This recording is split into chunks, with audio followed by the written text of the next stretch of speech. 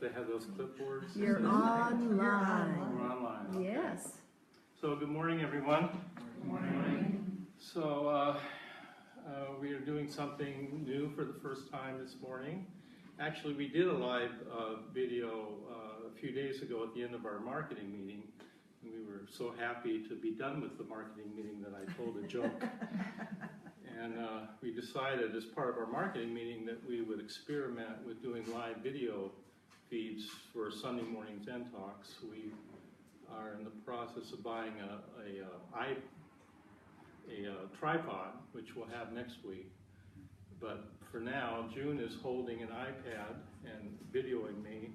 And so I want to welcome all of you this morning. I also want to welcome anyone who's watching this live from your home on Facebook, or anyone that watches this in the future. So this is a little strange.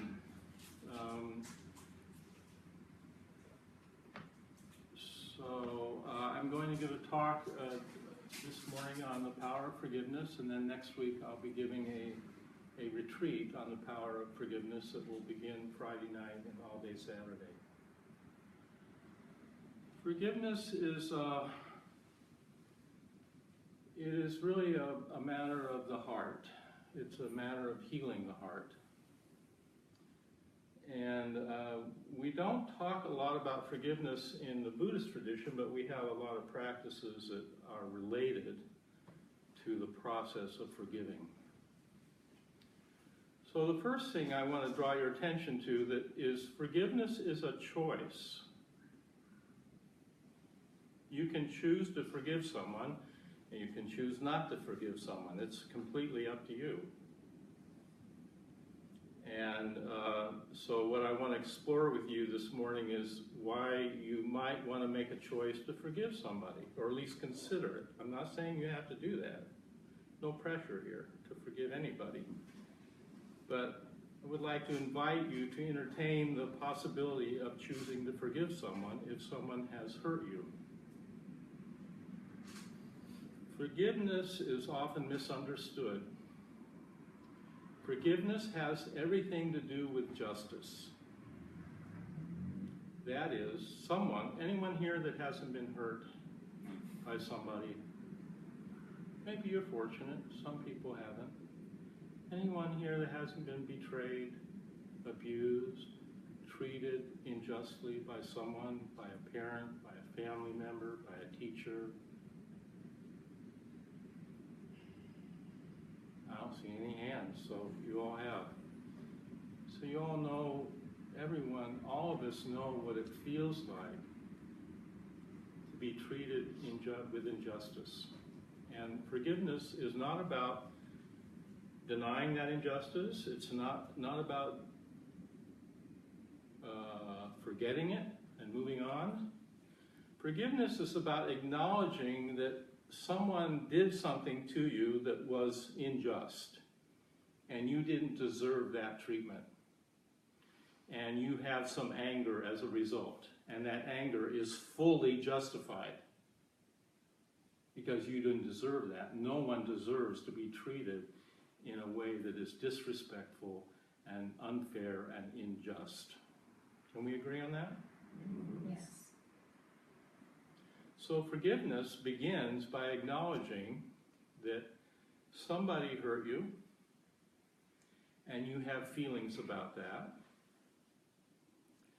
And you could choose to forgive that person by extending an act of mercy and compassion towards them, and even though they may not deserve it.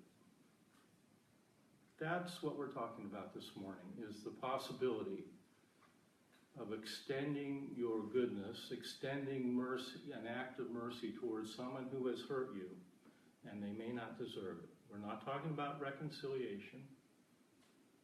Reconciliation always includes forgiveness, but the act of forgiveness is not necessarily an act of reconciliation. In other words, you don't need the other person to forgive you too in order to forgive them. We're talking about something here really powerful.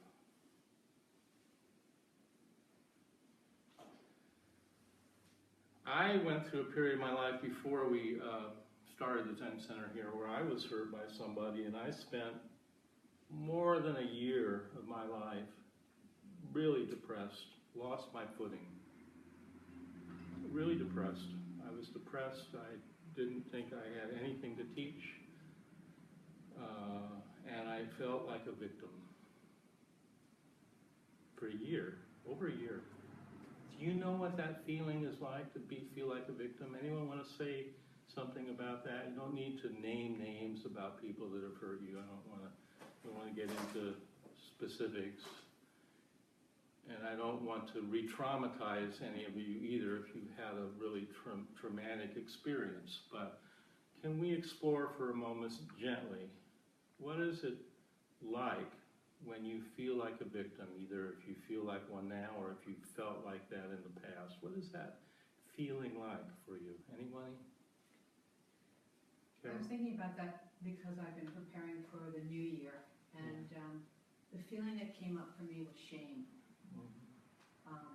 And that was a very opening experience too, because I think I've been holding anger and pain, whatever, but I really kind of was going deeper and looking that there's also something about the shame involved in that sense, and that I deserved it, that I wasn't lovable or likable. So that was a very... So there's a kind of directing, an inner criticism that you direct towards yourself, the blaming of yourself. Yes. Powerless. Yes. It's a very disempowered place, isn't it? Yeah, you've been victimized by somebody else, and all your thoughts are about that person.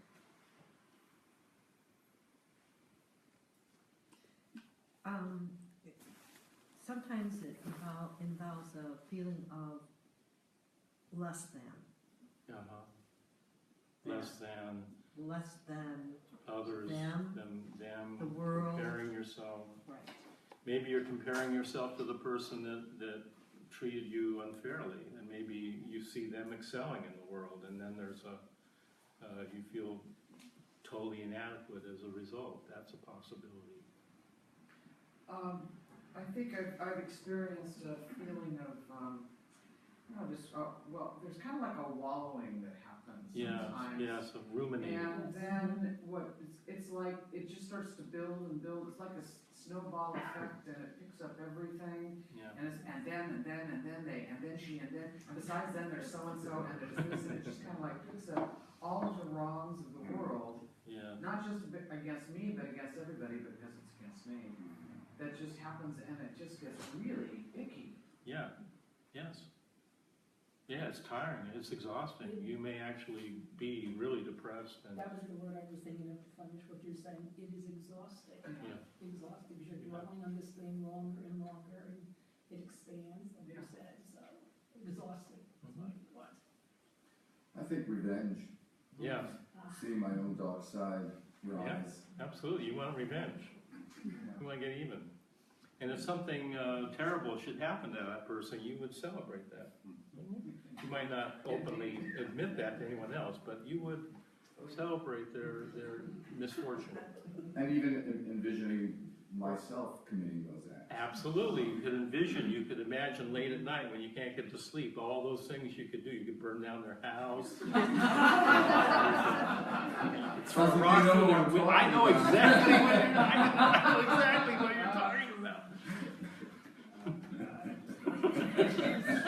We're on the same page here.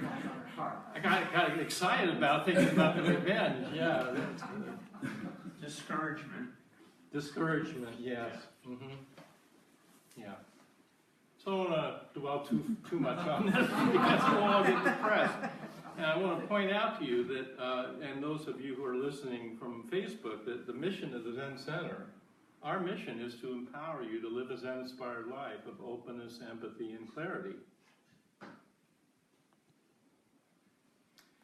To live a Zen-inspired life is the opposite of being a victim. It's the opposite of an impoverished mentality. It's to live a Zen-inspired life is to know that there is some richness and sanity and goodness in you, and that the world is good, that you can make friends with the world and operate and function in the world skillfully and be of service to others.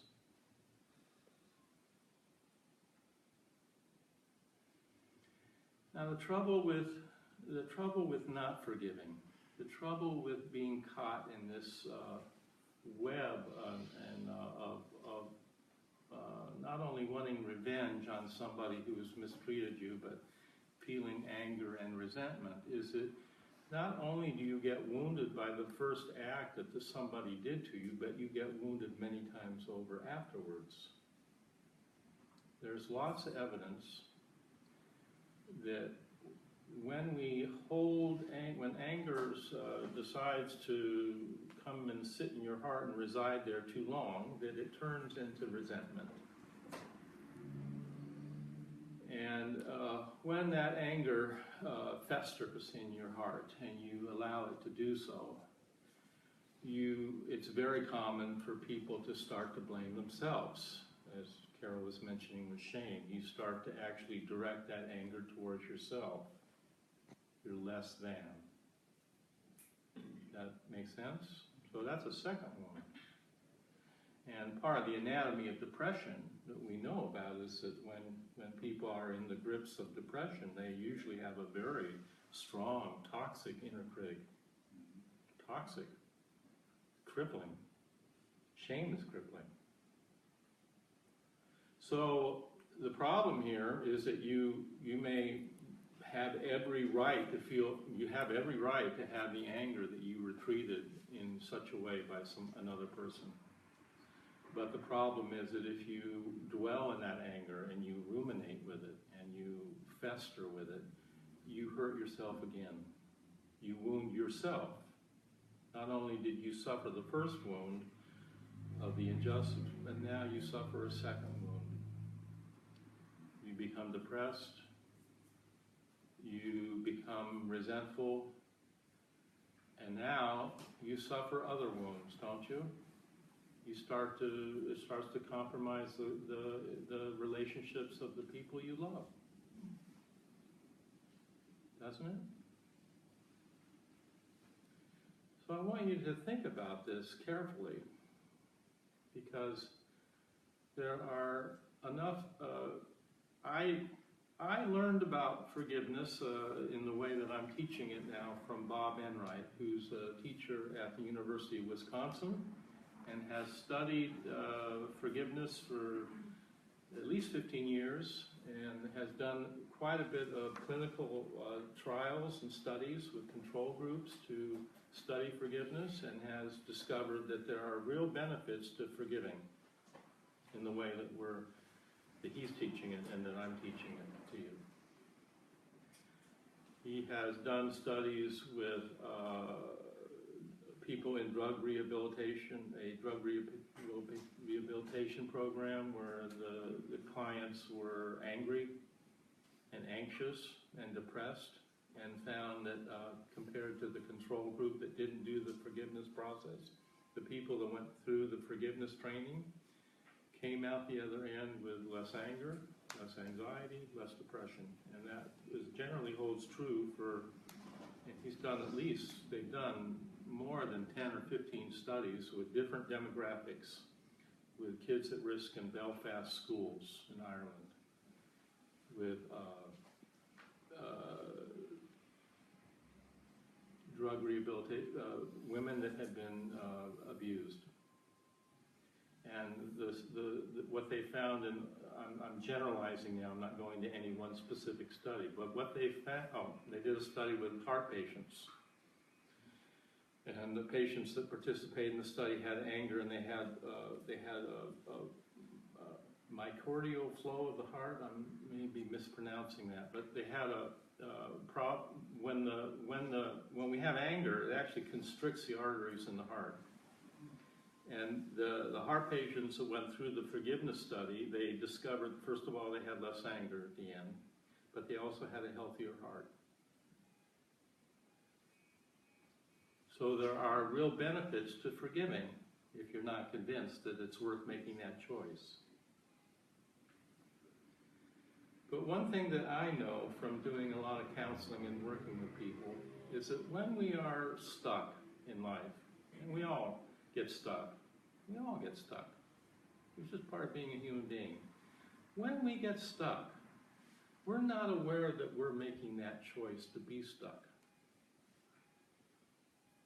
That sounds like an awfully uncompassionate thing to say, but actually it's the most compassionate thing to clarify.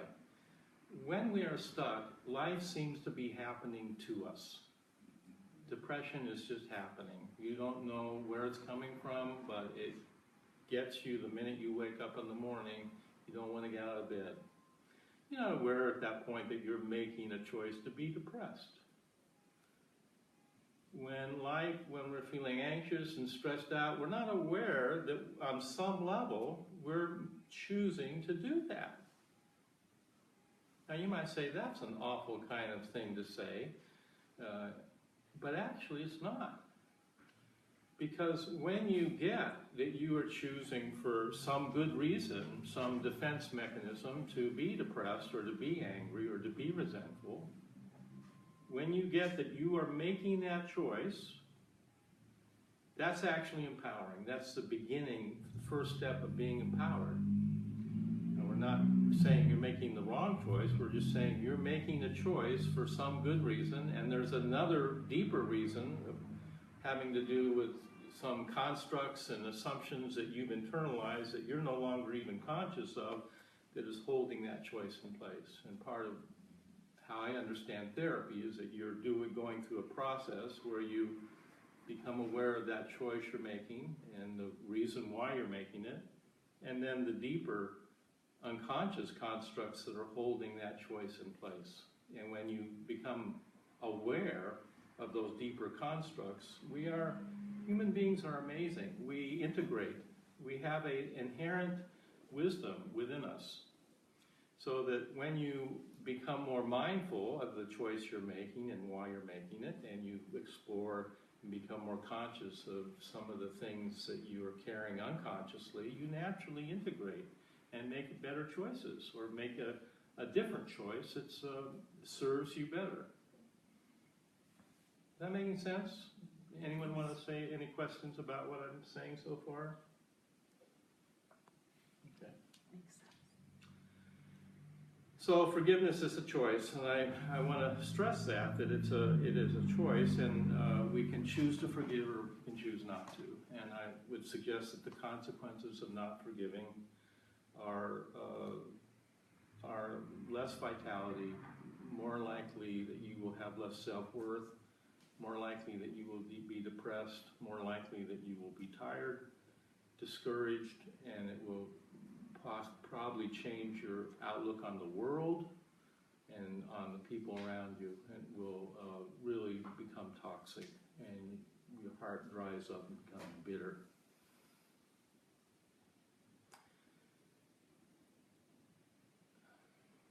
So let me talk for a moment about how forgiveness is connected to our Buddhist tradition, because it may not be so obvious, because we don't talk about forgiveness usually directly in terms of Buddhist teachings, but we have a lot of teachings that are connected to it. So the first teaching that comes to mind for me is equanimity. Equanimity is one of the 7 factors of awakening, which are mindfulness, investigation of dharmas, energy, rapture, calm, concentration, and equanimity. And equanimity is considered to be one of the highest virtues in the Buddhist tradition, one of the highest wholesome qualities we can practice and actualize.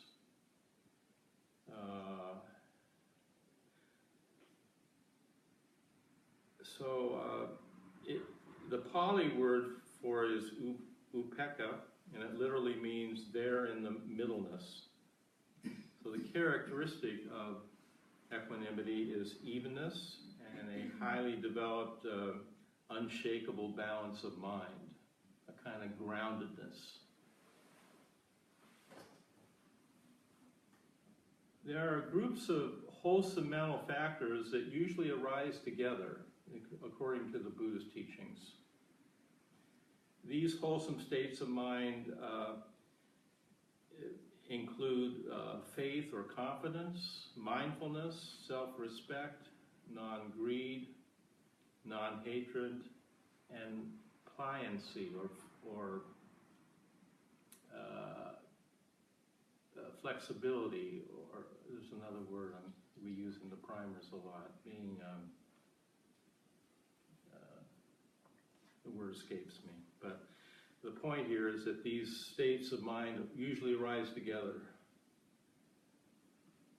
And equanimity is a balance that we can have, which doesn't, it does not give in to what are called the 8 worldly vicissitudes. And these are gain and loss, praise and blame, fame and disrepute, pleasure and pain.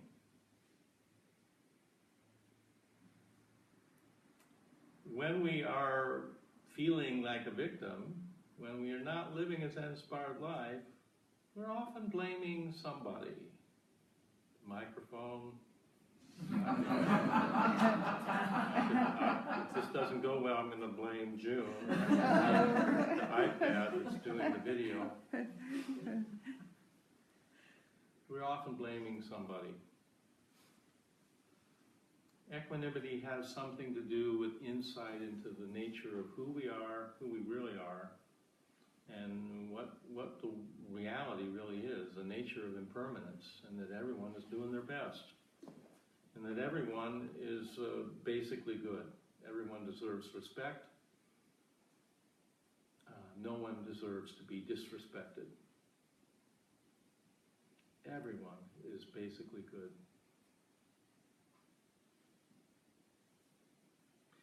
Equanimity is also one of what are called the 4 Brahma Viharas, which are wholesome qualities taught in the Buddhist tradition, or they're sometimes called the divine abodes.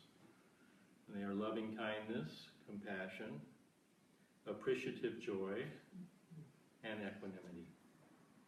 Those sound like good qualities to have as a human being? Maybe you can even say to have joy in someone else's excellence, to celebrate someone else's accomplishments.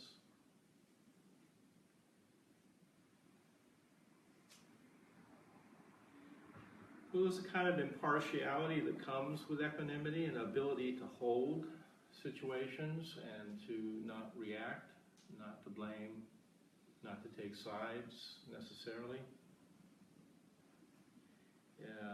Along with the other Brahma Viharas, equanimity gives all of these qualities a kind of boundlessness. And this boundless quality is the nature of compassion that is taught in our tradition, that we actually practice cultivating a universal compassion for all human beings, regardless of whether we like them or not. That we can actually cultivate a state of mind where we feel compassion for all human beings. Now, granted, that's a difficult undertaking. There are always people that are going to push our buttons, but that's what we're talking about today, is those people that push our buttons. Those are the people, that's where we need to practice. And I think the good news is that if we approach this with some thoughtfulness, we'll realize that actually when forgiveness comes up as an issue in our life, it's a window, an opportunity to grow. It's an opportunity to learn something about ourselves, that we could be larger, that you could be larger.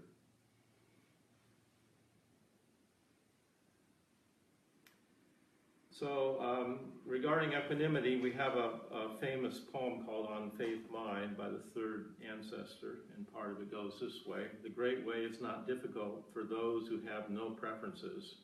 When attachment and aversion are both absent, the way is clear and undisguised.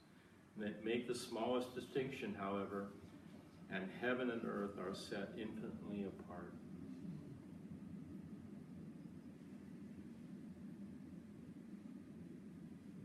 Could you read that again? Yeah. The great way is not difficult for those who have no preferences. When attachment and aversion are both absent, the way is clear and undisguised. Make the smallest distinction, however, and heaven and earth are set apart.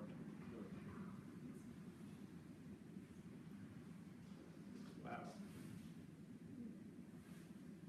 Okay. Now, forgiveness is also related to what the third paramita in our tradition. We usually talk about the 6 paramitas, and the third paramita is about patience or forbearance, and it is a huge practice. Don't have enough time to do it justice here, but I'll just touch on it because it's related to the process of forgiving. I'm not going to go into a lot of detail about the forgiveness process here this morning because we'll do that in the retreat next week.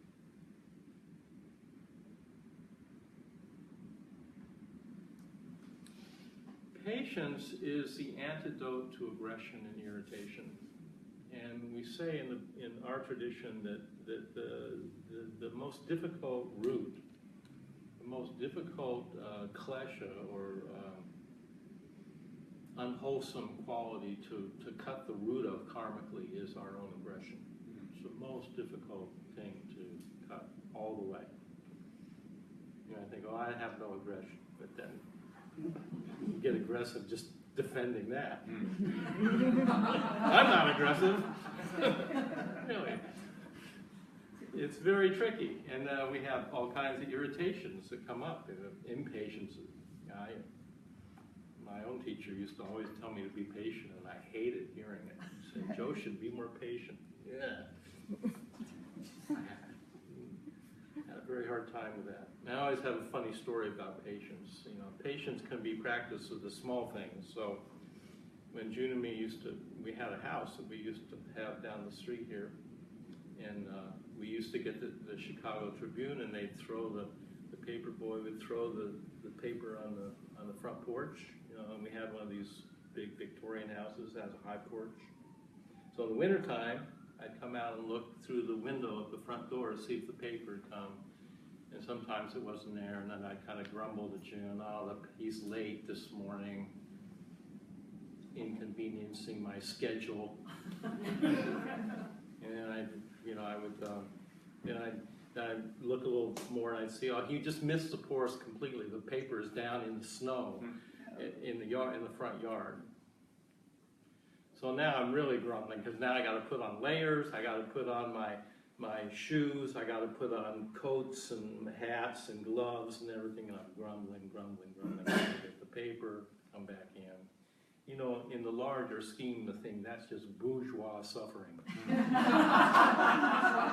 That is really not going to help me deal with the larger issues of life when they come upon me, when someone dies, when someone gets sick, when you're going to need your resources of patience. If you don't practice patience with small things, then you will probably not have so much of it when you need it. So patience is a huge virtue. Now the conventional notions of patience is that you just wait a long time, you kind of do your duty. But that kind of patience is kind of a cold virtue. You can have resentment with that kind of patience, but the resentment is aggression. We're talking about giving up aggression. So patience is really about bearing witness. What are you bearing witness to? Yourself. Bearing your own existence. Being with yourself as you are. Accepting yourself as you are. Well, that could be kind of tough. We often don't like who we are. Shame is a good example. We often don't feel like we're good enough. It's almost epidemic proportions in our culture, and in many ways it's unconscious. So patient means to be able to bear yourself. And isn't that what meditation is really about? Is sitting still with yourself? It's not a technique. It's about being able to be with yourself.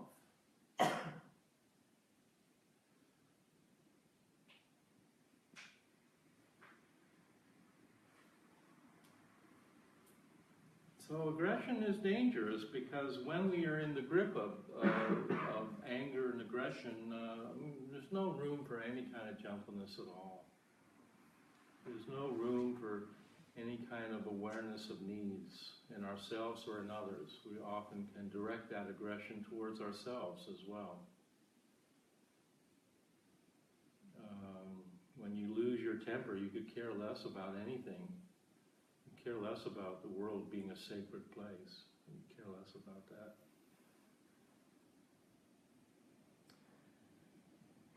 So patience means that we're willing to wait and see how something unfolds. We don't have to jump to a conclusion so quickly. That means bearing witness. Do you know what I mean by that? Bearing witness. And that is exactly what is required in order to forgive somebody. That is exactly what is required. Is bearing witness to your pain. Bearing witness to your anger, which is fully justified. Bearing witness to your rage.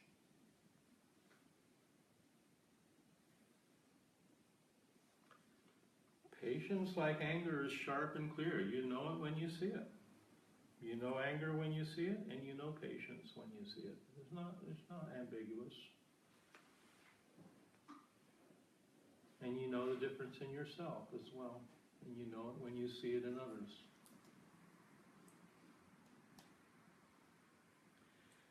We could go further. I don't want to go too much further into the paramita, but it really relates to forgiveness in many ways. And so one of the teachings in this paramita is 3 different kinds of patience.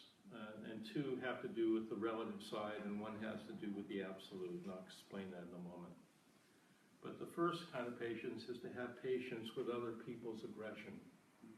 That when someone is attacking you, you don't treat that as an attack. You are able to reframe that, and you don't return you don't attack back. You don't have to get even. There's no sense of needing to retaliate. And if you don't return that kind of aggressive projection, then the person who's angry at you has no fuel to burn. You know what I'm saying? There's an analogy for this somewhere. I think it's in the Tao Te Ching about someone's out on a boat in a lake and it's foggy, and someone comes up and hits their boat in the fog, and they start yelling and cussing out that other boat, and then they look over to see who's the culprit, the blame in the boat, and there's nobody in the other boat. Their anger is like a bubble, it just gets popped. There's no if you can't hang your aggression on some other sentient being, then there's no fun in doing it. It just kind of all just blows. What's the point? Well, you can be angry at a boat. I've been angry at computers before. You ever been angry? Yeah, but it's not as satisfying though as a real human being.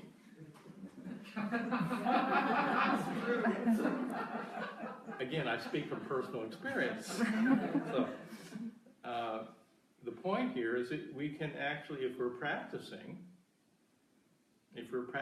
living in a Zen-inspired life, which is a choice, a principled way of behaving, and have some sense of your own richness, you don't have to respond in kind to someone's aggression. You absolutely can sink down and be patient. It's possible. You don't have to respond in kind. So patience with other people's aggression. And the other one is to realize that the aggression and the destructiveness, the person who's doing that also has pain. That they have had perhaps they were abused as a child, and now they have abused you or done something to you. So you're reframing. And a lot of the work of of forgiveness, the process of forgiveness, and the way we come to be more compassionate is to begin to reframe what was done, the person that did something to us. Because what you've been doing up to this point is you've been looking at that person through a very narrow lens of what they did to you. And in the process of forgiveness that we'll explore in the retreat next week, we begin to ask questions about that person. Well, what else do you know about that person other than you've just been thinking in this very narrow way about what they did to you. But maybe they have a family, and they have a couple of kids, and they send them to school, and they love their kids, and they do various things in the world. They have all kinds of other things they do that you're not thinking of. And they may have been really hurt, and you may not even be aware of the kind of wounds and hurt that they carry. So you begin to reframe the situation so that you begin to have more compassion for that person that hurt you. It's not saying we're excusing or condoning what they did to you. It's just saying you're able to begin to, if you've made the choice to forgive, then that sets a series of possibilities in motion. And then the last piece here, and then I'll go a little bit more into forgiveness. The last piece about patience is that you actually see it from the absolute point of view, which is the non-dual point of view, which is the actual irritation itself is empty. And when you really begin to explore more specifically what this anger is, what the injustice, the whole thing is not nearly so solid as you thought it was. And that's the larger global way of looking at this from a point of universal compassion you could actually begin to appreciate. That's a harder place to appreciate things from. But it's part of our tradition. It's part of our teaching. But we don't use that absolute point of view to deny the relative. It's really important that we not use the absolute to deny the real suffering that we have. And then we have to work with. We have to bear witness to it. Any questions about that? And if not, I'll go on a little bit to talk about the forgiveness process itself. Does this make sense, what I'm saying? Yeah. I think when I talk with people about forgiveness, they feel that they don't want to forgive someone because it'll happen again. Yes, that's very common. Mm-hmm. It's a common misperception, I think, a misunderstanding of forgiveness is if you forgive someone, you're opening yourself to being hurt again. But I think that's not what we're speaking about here. You're not saying when you forgive someone, you're not denying that the act that they did was damaging and hurtful. And you're not in any way opening yourself up to having to subject yourself to that again. Although I think that's a very common feeling that people have. So I'll get to some of the misperception of forgiveness in a second before we finish. So the process of forgiveness.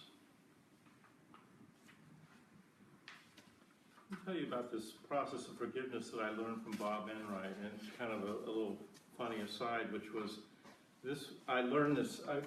June and me went to a White Plum meeting earlier this year at Myoyu Roshi's Zen Center in Wisconsin, and it was an annual meeting of the White Plum teachers, and she had talked for at least a year before the meeting about inviting this dude that I never heard of, Bob Enright, who was going to do a whole day teaching on forgiveness. And I said to myself, I want to make sure I miss that day. And I tried in every way to miss that day, and I thought I had succeeded, except my teacher came from San Diego, and she wanted to go to it, so I was stuck. And I was totally stuck, and there was no way out, and I couldn't worm my way out of it, and there was no escape, and so I ended up kicking and screaming. I got dragged into going to this workshop and discovered that it was just wonderful to my surprise and felt extremely grateful to Robert Enright for the work he's done. He's completely committed to this work, and quite a spectacular human being. So, briefly, the process that we'll be exploring in the retreat next week is we go through preliminaries. And the preliminaries are exploring who hurt you, when, specifically what they did, what time of day was it, what were you wearing, what memories do you have of it. We really explore, and you pick one person that betrayed you, that abused you, and we talk about how to come to terms with that. If you're coming to the workshop, bring a journal. I'll be asking you to do some writing.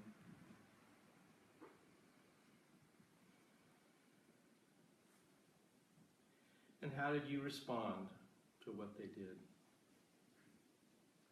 That's the preliminaries. We're just exploring who hurt you. When was it? Was it in your childhood? Was it last week? 2 years ago? Where was it? When was it? Who was it? And what did you do? How did you respond? And then the first phase of the forgiveness process is to begin to uncover the anger. How have you been dealing with that ever since? And we really go in, just really starting to work with bearing witness to the pain, which is not often where we want to go, right? We're usually avoiding that. It's too painful. But if we're part of doing this is considering the possibility of making the choice to forgive that person. I'm not suggesting that you make that choice cold turkey. I'm suggesting would you be willing to consider a process of forgiving this person, knowing that it may benefit you in the end, even though you can't see that now. Would you be willing to entertain going through this process?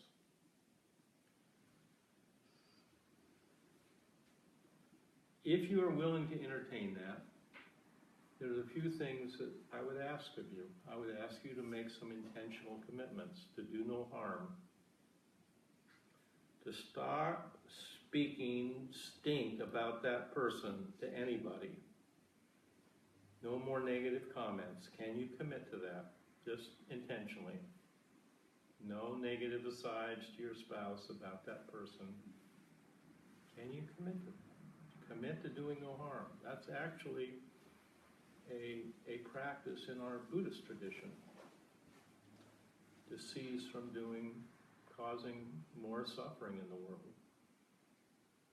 Well, if you're willing to make that commitment, doesn't mean you'll fulfill it perfectly, but you intentionally try to do no harm, then you can move forward. You can begin to move forward with this process. And as I said, this first huge piece, and depending on the depth of your wound, the length of the process could be long indeed. It's not a walk in the park. We're not talking about, oh, I'm going to forgive him now. It doesn't work like that. We're not built like that. It's going to take a while. And you're going to have to, this is not about reconciliation. It's not about going and talking to the other person and fixing something. It's about healing your own heart. It's about bearing your own existence, about being brave enough to be with yourself in a way that's real. The thing that we often miss about patience as a practice is that actually it's about the kind of spiciness. Patience, when it's real, when we get the real meaning of what patience is, it's about biting your tongue and feeling the tension of that. It's feeling the emotion. It's not being indifferent. We're not talking about moving on. We're not talking about ignoring or forgetting something. We're talking about actually coming to terms with this act that was done to you and how you feel about it. And then if you decide to forgive and that becomes more apparent to you, we just keep going. And then a pretty large part of this process begins to be about once you can be courageous with your own pain and be with it, then you can begin to reflect about this other person and reframe how you've been looking at them, the kind of assumptions you've been making about them that may or may not be accurate. And when you get through this, however long it takes, you can come to the point of actually finding meaning in your suffering. That's the last stage of the process of forgiving.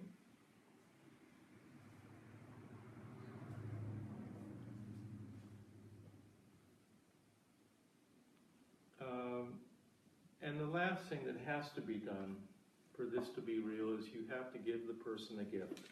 You have to give them something. Not you have to consider what that gift would be, and you give it from a genuine heart of really wishing them well. This has to be real. You're not pretending. You're actually giving them a gift. Maybe the gift is you write them a letter. Maybe the gift is you call them up and ask to go out to a meal together.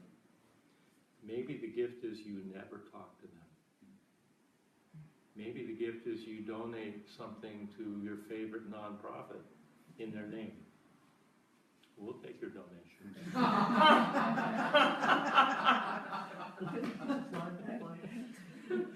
Couldn't help it. It's too easy.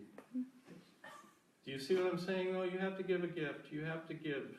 You have to give up. You have to give up. And the surprising thing about forgiveness, and again, Robert Enright has done a lot of work on this. We have his book, Forgiveness is a Choice. We have he's written several books.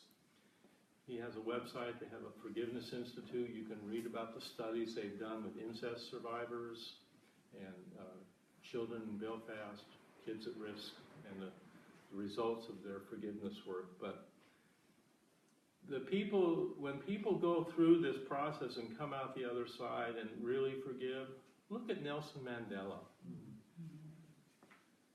How did he do that? He spent the prime of his life in prison and came out the other end. He wasn't bitter. Forgave the people that put him in prison.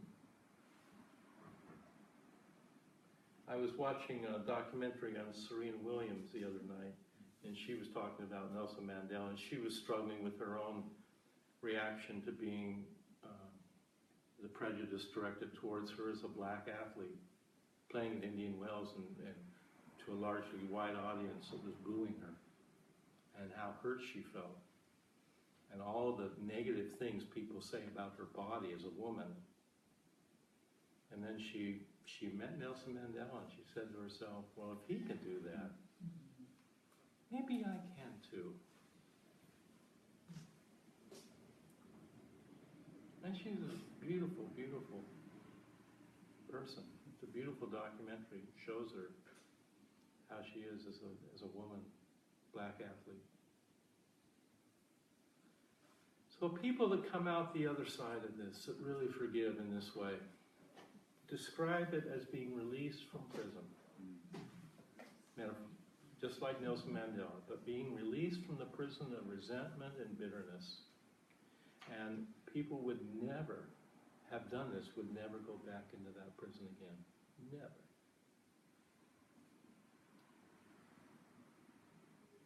That's the power of forgiveness. It's the power to be liberated from your broken heart that becomes bitter and closed and shut down. And that's exactly what we're teaching here at the Zen Life and Meditation Center. We're teaching to live a Zen-inspired life of openness. You can either choose to open your heart or close it. And it's your choice. Moment by moment, we're always making choices. And the more mindful we become about what practice is, I think the more mindful we are of the choices we're making. Now, I had a whole list of all the misunderstandings about forgiveness I was going to read. I'll go through a few of them because they are important. People do misunderstand forgiveness. It's often understood as accepting what happened. But forgiveness, as I think you can understand now, doesn't mean simply moving on. You can move on with indifference and resentment. Ceasing to be angry doesn't seem to work either. You can just bury the anger, but that never works.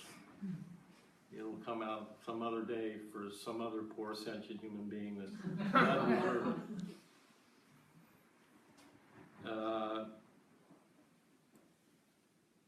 Forgiveness is not about condoning or excusing the other person's actions. That's codependency. It's not about, you see, forgiveness is about really being courageous, really looking at the injustice and acknowledging it, not excusing it, not condoning it, not saying it was all right. Because that would be to blame yourself then. And we're back in the grip of shame. And that's toxic. Forgiveness is not about forgetting, and it's not about forgetting.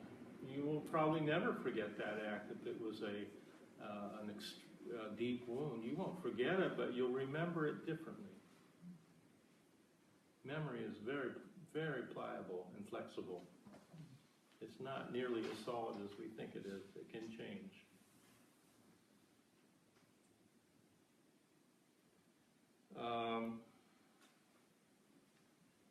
It's certainly not justifying the other person's behavior in any way, shape, or form. It's not about calming down and being mindful and peaceful. The trouble with mindfulness is the way it's often taught in our culture now. It's kind of becoming like yoga. It doesn't go downstairs. You can practice mindfulness and never go downstairs. No, go down in the basement. But if you don't go down in the basement, you're not going to know who you are. You don't deal with your own shadows. You're never going to be a full, no one's going to really trust you. You're not going to even trust yourself.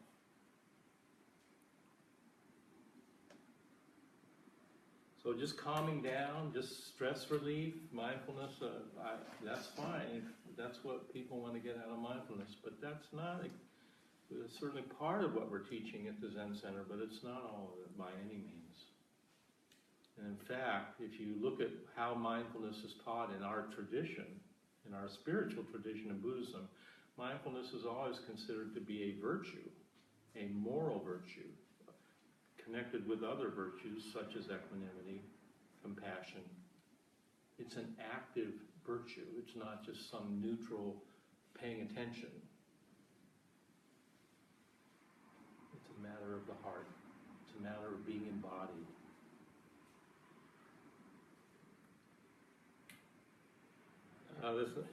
Forgiveness is not about a pseudo-forgiving, just saying the words, I forgive you, doesn't mean you forgave somebody.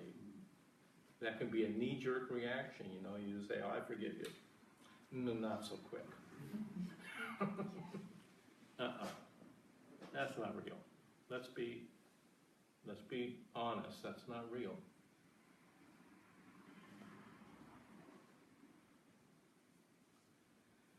So those are some of the misunderstandings of forgiveness. I'm not sure I really answered your question about people being afraid of being hurt again or opening themselves up. But I think the point here is that when you are empowered, you have choices and you can make more skillful choices about how you want to be. You don't have to be with that person again if they're going to hurt you again. You can actually say, well, I'm going to forgive this person for what they did to me, but I'm not going to invite that again, and I have the power to do so by the choices I make. Yeah. It seems to me that people sometimes confuse it too with that I'm not going to hold them accountable for what they did. Yeah. So, like, I mean, this is the simple world. Somebody breaks into my house. I can forgive them, but that doesn't mean that I don't want charges pressed against them. Absolutely. And that they receive, whatever consequences go along with their actions. So I think people tie those two things together. If I forgive them, I'm gonna let them go.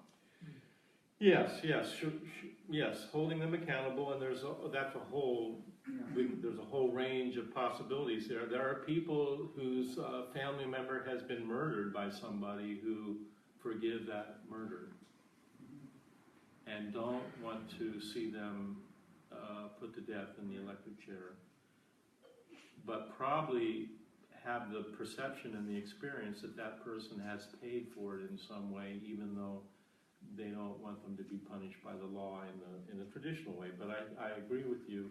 Forgiveness, In jail, perhaps. putting them in jail, people should be held accountable for their actions. Just thinking about genuinely forgiving somebody and maybe meeting with them and saying that, and then they want to reconcile, but you don't. I guess you just have to say. Or maybe you decide not to meet with them because of that possibility. If you don't want to reconcile, then I would sort of ask myself why you don't want to reconcile. That would be the natural question that would come up. What's the objection you have to reconciling? Well, partly what was just said, that you think it might happen some more. No, that's quite possible. Then you would give the gift without ever necessarily seeing them. That's quite possible. In the retreat, do you cover at all, or will talk about asking for someone else's forgiveness of you? Not so much. That's another aspect of forgiveness, but it's not. This is a personal act that comes from your experience first, and I think while that's not unimportant, I think the more important aspect of this is your own personal willingness to forgive first. There's this hesitation to forgive if the other person doesn't forgive us, and and I think this is a misunderstanding about forgiveness. The power of forgiveness doesn't reside in first having to have the other person forgive us. It resides in our willingness to open our hearts in spite of the other person's meanness and whatever they have. And they may be angry at us and not wanting to reconcile, and that doesn't prevent you from forgiving them.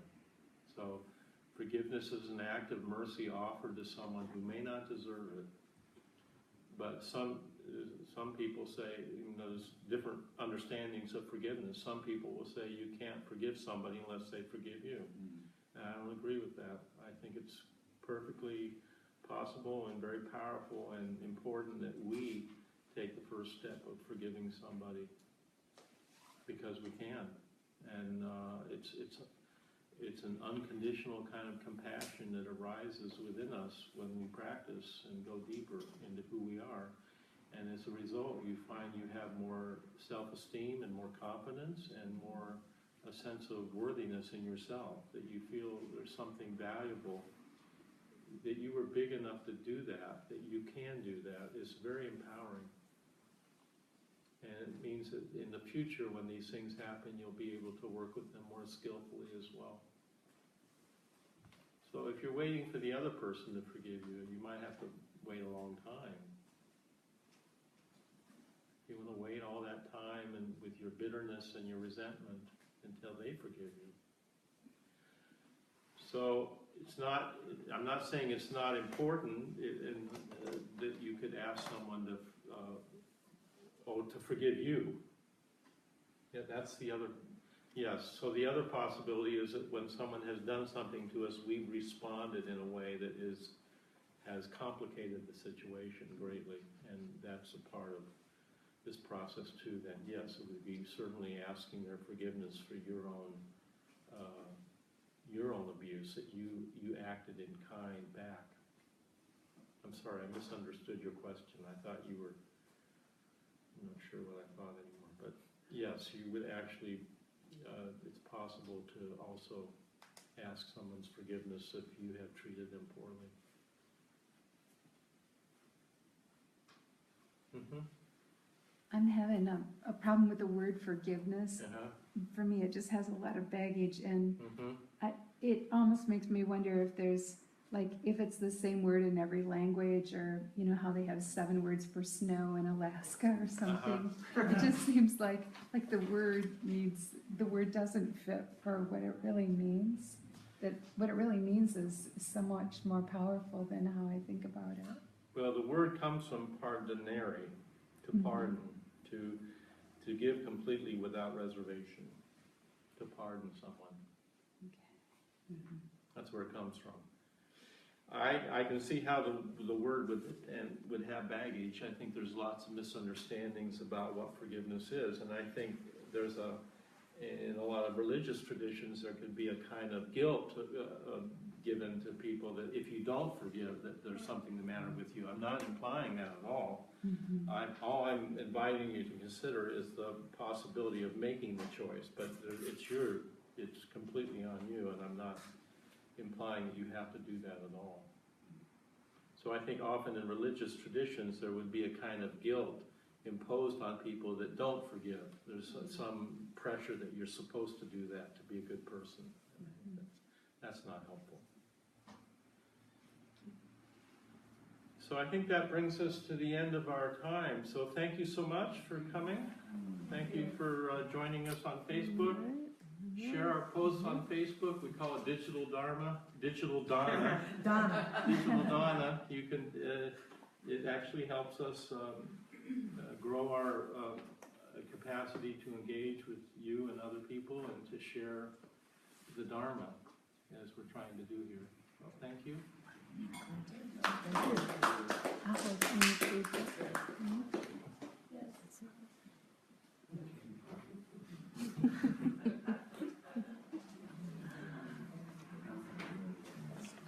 There's a men's group meeting upstairs, 5 to 10 minutes.